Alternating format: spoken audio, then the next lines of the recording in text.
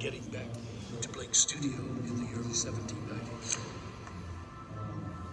He had an uncanny ability to draw and also to write poetry. Blake's genius was to then facilitate the communication of these two aspirations. I'm Michael Phillips, and I've spent much of my professional life engaged in trying to work out how Blake produced his illuminated books.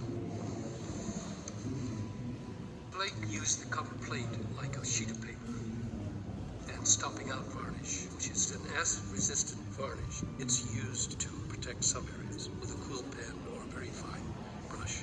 And training himself to write backwards, mirror writing, he wrote his text and drew his designs in reverse, so that when the stopping out varnish dried and hardened, he could then build a wax dike around the edge of the copper plate, and using that as a bath, pour the mordant, highly corrosive nitric acid. The purpose of the mordant is to etch all the areas except those that he protected with the stop-out varnish. The feather is used to stir the nitric acid within the wax dike. Relief etching inverts the intaglio process. Instead of etching the design, the text and image are protected by the stopping out varnish. Thus, after the etching process is completed, those raised surfaces are inked.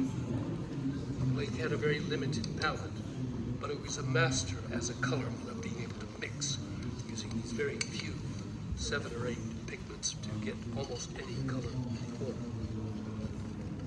To form the ink, the pigment is then mixed with linseed or a nut as a paste.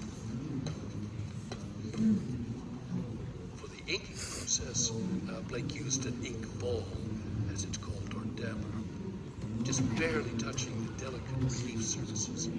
This avoided smudging the shallows, the edged areas, or creating splatters of ink, which are almost impossible to avoid.